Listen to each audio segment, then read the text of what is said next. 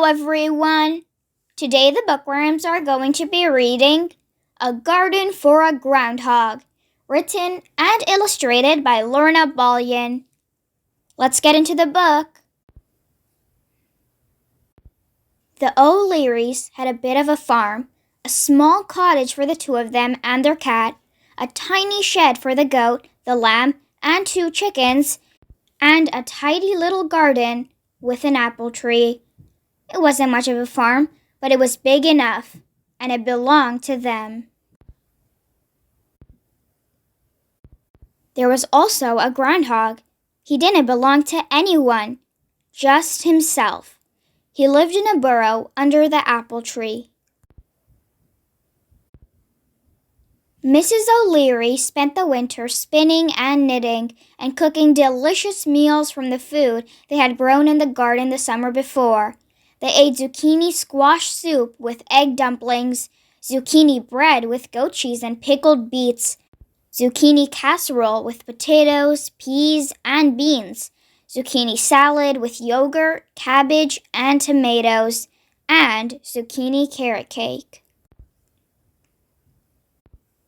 Mr. O'Leary spent the winter reading seed catalogs and repairing the garden tools. The cat spent the winter curled up by the wood stove or stretched out on the sunny windowsill. That's what cats are supposed to do. The goat, the lamb, and the chickens spent the winter giving milk, growing wool, and laying eggs. That's what goats, lambs, and chickens are supposed to do. The groundhog spent the winter hibernating in his burrow. That's what groundhogs are supposed to do.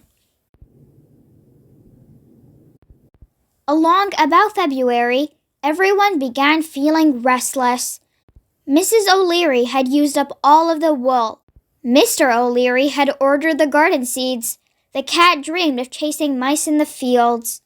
The goat, the lamb, and the chickens longed to pick up their heels in the grass. The groundhog was feeling twinges of hunger. He hadn't eaten anything all winter. He wasn't supposed to. "Tomorrow is Groundhog Day," said Mr. O'Leary. "We must watch for him in the morning. If he comes out and sees a shadow, it will frighten him and he will go back to bed. That will mean 6 more weeks of winter. If he doesn't see a shadow, he will stay awake. Then spring will be early and we can plant our garden sooner."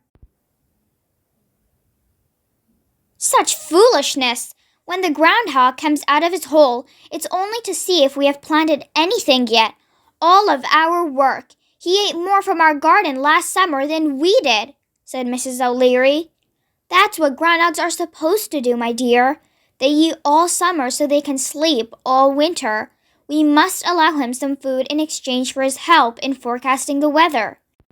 I have a plan that will ensure he eats only what we want him to eat this summer, said Mr. O'Leary. Groundhog Day found Mr. and Mrs. O'Leary watching and waiting under the apple tree. The groundhog stirred himself and waddled out into the sunshine to see if the O'Leary's garden was planted yet. When he realized it wasn't, he tottered back to bed, just as he was supposed to. The winter continued, and everyone waited. Eventually, spring arrived, just the way it was supposed to. Mr. and Mrs. O'Leary planted their garden. The cat chased mice. The goat, the lamb, and the chickens kicked up their heels in the grass. The groundhog nibbled alfalfa and dandelions, waiting. Mr. and Mrs. O'Leary weeded, watered, hoed, and fussed. That's what gardeners are supposed to do. The garden grew, just as it was supposed to, and it was beautiful. There were plump red tomatoes, sweet juicy melons, tender peas and beans, crisp carrots, big round cabbages, onions, potatoes, beets, and berries. All for the O'Learys. The zucchini squash was for the groundhog. But the groundhogs can't read. They're not supposed to. The end.